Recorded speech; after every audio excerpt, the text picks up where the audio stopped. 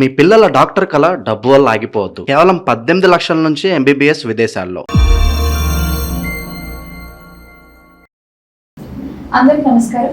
ప్రస్తుతం మనతో పాటు ఉన్నారు ప్రముఖ ఆధ్యాత్మికవేత్త జ్యోతిష పండితులు రామదాస్ శర్మ గారు. గురుగారు నమస్కారం.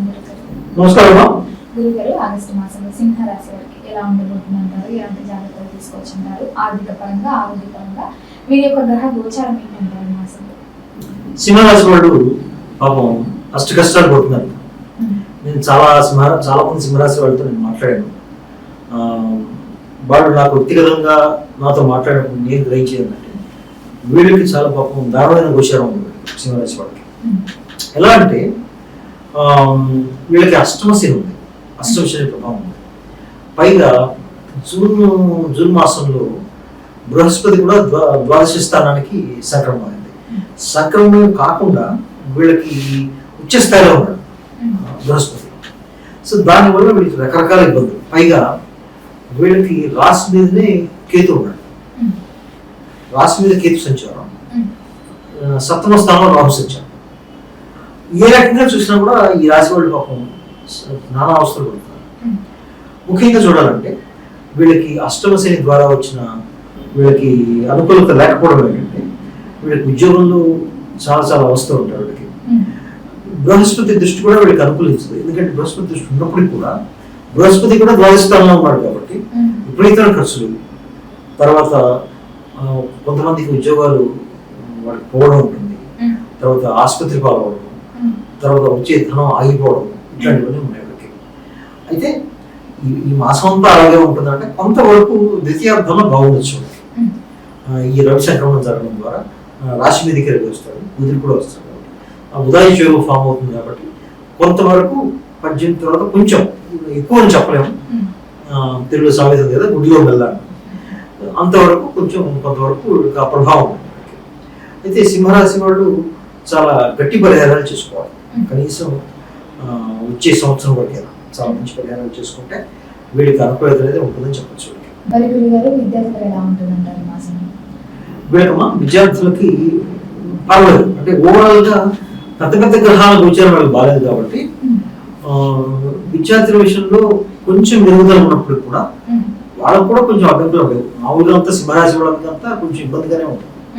అయితే పోయిన నెలతో పోలిస్తే ఆగస్టు నెలలో కొంతవరకు మెరుగుంటుంది.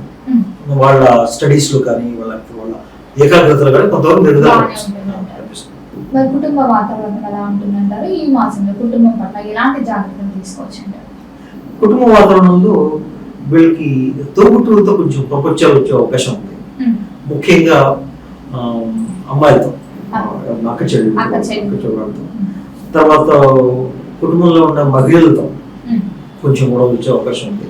ఏదో చిన్న మాట పట్టుకు వచ్చే అవకాశం, దాని ద్వారా మనశ్శాంతి కలగడం. వీళ్ళకి ఈ రాశి వాళ్ళకి, సింహరాశి వాళ్ళకి 30-31 మధ్యలో చంద్రాష్టమం. అంటే ఈ సమయంలో చంద్రాష్టమం సింహరాశి వాళ్ళకి ఎలా అంటే చంద్రుడు సింహరాశి వాళ్ళకి ద్వాదశ స్థానాధిపతి, అంటే 12వ స్థానం. 12వ స్థానం ఏం సూచిస్తుందంటే దూర ప్రాంతాలకు వెళ్ళడము, పైగా హాస్పిటల్కి వెళ్ళడము, ఆరోగ్యం మారిపోవడం, హాస్పిటలైజ్ అవ్వడం. సో ఈ సమయంలో అంటే కొంచెం వీళ్ళకి ఆరోగ్యం మందగించి కొంతమంది విదశ బాగలేని వాళ్ళు హాస్పిటల్ చేరే అవకాశాలు కూడా ఉన్నాయి. ఈ సమయంలో అధికంగా జాగ్రత్త తీసుకోవాలి వాళ్ళు. ఎందుకంటే గోచరాలు బాగాలేదు కాబట్టి ముఖ్యంగా ఈ సమయంలో 30-31 తారీఖు మధ్యలో చంద్రాష్టమి సమయంలో వీళ్ళు చాలా జాగ్రత్తగా ఉండాలి.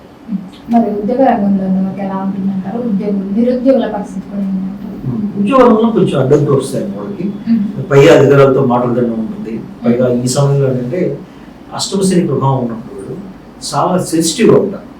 చిన్న మాట అన్నా కూడా భరించలేదు వాళ్ళు. దాంతో ఏమవుతుందంటే వివాదాలు వస్తాయి. వాళ్ళు ఎక్కడైతే పనిచేస్తున్నారో సహోద్యోగులతో వివాదాలు రావడం, పై అధికారులతో వివాదాలు, ఇట్లాంటివన్నీ ఉంటాయి. దానివల్ల కొంతమంది ఉద్యోగం వదిలేసి వెళ్ళిపోతారు ఆ స్ట్రెస్ వల్ల. లేదంటే ఉద్యోగం బిజినెస్ సరిగా లేకపోవడంతో ఈ సంస్థ వాళ్ళు వీళ్ళు ఉద్యోగాన్ని తొలగించడం, ఉద్యోగం ఉన్నప్పటికీ కూడా దినదిన గండం 100,000 ఉంటుంది. అలాంటి సమస్యలు కూడా ఉంటాయి సింహరాశి వాళ్ళకి. వచ్చిన డబ్బు ఖర్చు అయిపోతూ ఉంటుంది, కొత్త రాబడి ఉండదు. పైగా ఇప్పుడు ఈ సింహరాశి వాళ్ళకి వచ్చిన కొత్త సమస్య ఏంటంటే ఆగస్టు 2వ వారం నుంచి శుక్రుడు 2వ స్థానంలోకి వస్తున్నాడు. ఆగస్టు మొదటి వారం దాకా శుక్రుడు రాశి మీదే ఉన్నాడు. ఇప్పుడు ద్వితీయ రాశిలోకి రావడం వల్ల ఉన్న ధనం ఎక్కువ ఖర్చు అవడం ఇంకా మొదలవుతుంది. పైగా కుటుంబ కలహాలు రావడం, ఆర్థిక పరంగా నష్టాలు. కుటుంబ కలహాలు రావడం. అయితే మీరు అన్ని చెడ్డే చెప్పారు, ఏం మంచి లేవా అంటే కొంతవరకు మంచి కూడా ఉన్నాయి, కొన్ని ఆస్పెక్ట్స్ లో ఉన్నాయి మంచివి. ఎలా మంచిగా ఉన్నాయంటే వీళ్ళకి కారకుడు, ఈ రాశి కారకుడైన కుజ భగవాన్ గోచరం వీళ్ళకి బాగుంది. ఆయన గోచరం బాగుంటే ఏమిటి ప్రయోజనం అంటే స్థిరాస్తులకు సంబంధించిన విషయాలు కూడా ఉంటాయి కదా, స్థిరాస్తులు కానీ దూర ప్రయాణాలు కానీ ఉంటూ ఉంటాయి, వాటికి సంబంధించిన లాభాలు వీళ్ళకి ఉంటాయి వీళ్ళకి. పైగా ఎవరైనా పై చదువులు చదివే వాళ్ళకి కొంచెం అనుకూలంగా ఉంటుంది, కొంచెం సంచారం బాగుంటుంది కాబట్టి కొంతవరకు మేలు చేస్తారు. అయితే పూర్తి మేలైతే ఉండదు, కానీ అంతకుముందు నదులతో కంపేర్ చేస్తే ఇలా గోచరం వీళ్ళకి బాగా ఉంటుంది. మరి ఎవరికైతే వివాహం జరగలేదు, వివాహ ప్రయత్నాలు ఎవరైతే చేస్తున్నారో వివాహం ఏమవుతుందంటారు? వివాహంలో మీరు కొన్ని తప్పులు వేసే అవకాశం ఎక్కువ ఉంది వీళ్ళకి. కారణం ఏంటంటే సప్తమ స్థానంలో రాహు సంచారం ఉంది. అయితే వీళ్ళకి ఏమనిపిస్తుంది అంటే మన భారతదేశ అబ్బాయిలు అయితే భారతదేశంలో ఉన్న అమ్మాయిలను ఎందుకు చేసుకోవాలి, అమ్మాయిలు అయితే భారతదేశంలో ఉన్న అబ్బాయిలను ఎందుకు చేసుకోవాలి, మా క్యాస్ట్ లోనే ఎందుకు చేసుకోవాలి, వేరే క్యాస్ట్ లో ఎందుకు చేసుకోకూడదు, ఇలాంటి ఆలోచనలు వస్తాయి. ఇలాంటి ఆలోచనలు వస్తాయి. ఇలాంటి ఆలోచన రావడంతో ఏమవుతుంది, కుటుంబంలో కలహాలు వస్తాయి, ఈ రకమైన మనశ్శాంతి కలుగుతుంది. పైగా అసలే అష్టవశం ఉంది వీళ్ళకి. నేను భయపడడానికి చెప్పట్లేదు, ఎందుకు చెప్తున్నా అంటే జాగ్రత్తలు ఎలా తీసుకోవాలనే విషయంలో నేను సూచనలు ఇవ్వడానికి ఎందుకు చెప్తాను. వివాహం అవుతుందా అంటే వివాహం విషయంలో కొంచెం ముందుకు వెళ్తాయి వివాహాలు అయితే అది మామూలుగా జరగదు. కొంచెం ఎప్పుడైనా ఈ రాహు సంచారం ఏం చేస్తుందంటే సప్తమ స్థానం రాహు సంచారం అంత అన్కన్వెన్షనల్ థింకింగ్, అంటే వేరే రకంగా వేరే రూట్స్ వెళ్ళి, అంటే కొంతమంది తల్లిదండ్రులు ఒప్పుకోవడం, బయటకు వెళ్ళి పెళ్లి చేసుకోవడం, రిజిస్ట్రార్స్కి వెళ్ళి పెళ్లి చేసుకుంటారు, కొంతమంది ఆలస్యం వేసుకి వెళ్ళి పెళ్లి చేసుకుంటారు, లేదా వేరే కంట్రీస్ లో వెళ్ళి పెళ్లి చేసుకోవడం, ఇట్లాంటివి కూడా ఉంటాయి.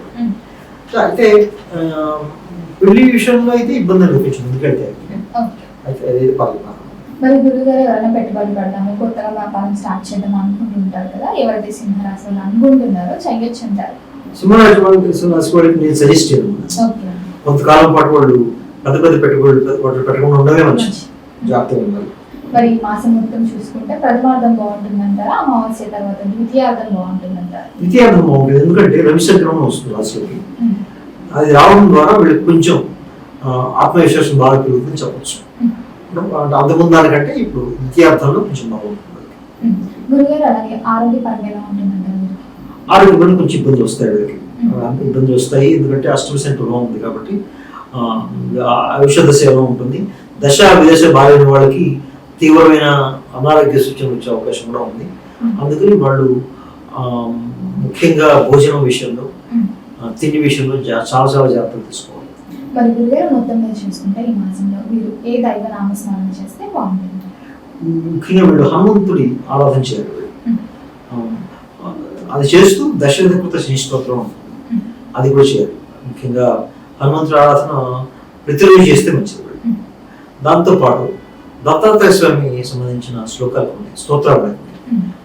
ఘోర కష్టోద్ధారక స్తోత్రం ఉంటుంది, అది పారాయణ చేస్తే ఈ ఈతి బాధ అనేది తప్పుతాయి. ఈతి బాధ అంటే ఉద్దేశం ఏంటంటే వాళ్ళకి కొంతమందికి తిండి సరిగా లేకపోవడం, కొంతమందికి ఇంట్లో సొంత ఇంట్లో నుంచి బయటకు వెళ్ళిపోవాల్సిన పరిస్థితులు వస్తాయి. ఇలాంటి ఈతి బాధ తగ్గిపోతాయి. దత్తాత్రేయ స్వామి ఆరాధన, హనుమాన్ చాలీసా, దశరథకృత శని స్తోత్రం, ఈ మూడు రెగ్యులర్ గా చేస్తే చాలా వరకు సమస్యల నుంచి బయటపడవచ్చు. గురుగారు మొత్తం మీద ఆగస్టు మాసంలో సింహరాశి వారికి ఎలాంటి జాగ్రత్తలు తీసుకొని ఈ దైవ నామస్మరణ చేయడం తెలియజేసినందుకు ధన్యవాదాలు. ధన్యవాదాలు.